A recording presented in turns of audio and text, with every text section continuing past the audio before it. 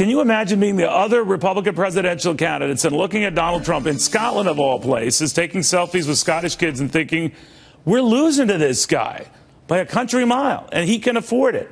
Well, George Schlatter, probably one of the greatest producers of all time, knows why. The man who invented laughing and got Richard Nixon to say, "Suck it to me," on national television, more on that in a second, says humor and having a good sense of humor is key.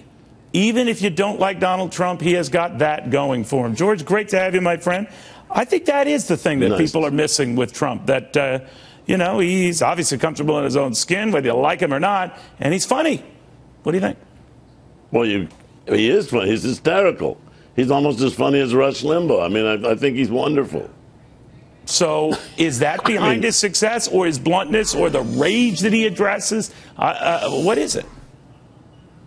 Well, I think we need something silly in there anyhow, you know. But he comes out like a clown. I mean, he's got that baseball cap on now, which I just love the cap to hide that hair. But he comes out with outrageous things, and he's got enough money to buy the time to put it on the air.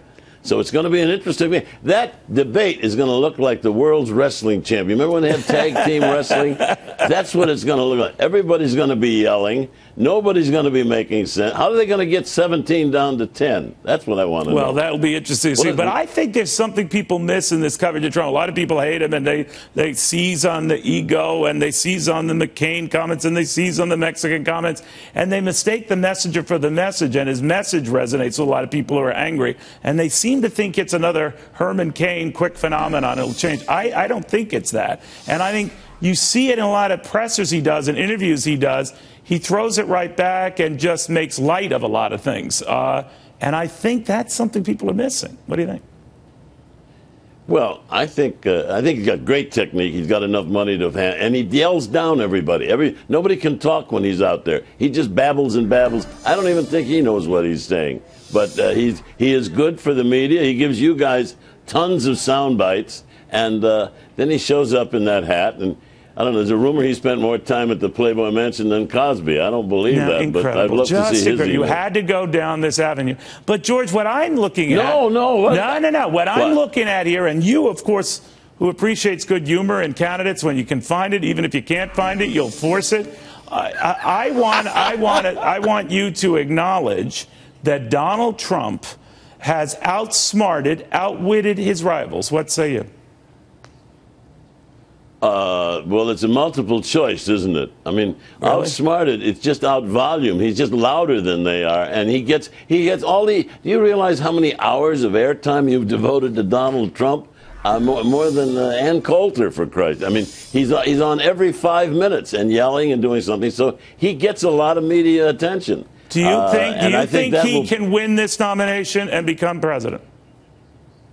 Very possibly. That's how silly we are, you know. Now, why is he silly? Because he doesn't conform to your views. Does that make him silly? Because the world is now run on sound bites. You guys run every 5 minutes a thing about Donald Trump. He's not that interesting. No, it's not every 5 minutes. It's been at least 8 minutes, so you're already wrong on your facts. Every 8 minutes? Yeah. He's getting more airtime than Caitlyn Jenner, for heaven's sakes. Well, is that right? That can't be right. That can't be right. Oh, it is right. It is right. I mean, Cosby, Caitlyn Jenner, and Donald Trump are pretty much dominating the news cycle. Well, no, you're right. But, you know, let me ask you, we're getting these Hillary Clinton emails. You know, her husband has a great sense of humor. The rap against her is that she does not, and that's beginning to hurt her. What do you think of that? Well, first of all, they just resurfaced Linda Tripp. Now, that's encouraging. I mean, this was many years ago. You're not answering my question. Up. You're not answering my question. Well, that Hillary Clinton is someone who doesn't have a great sense of humor, fairly or not. You might know better than I do, and this is coming back to boomerang on her.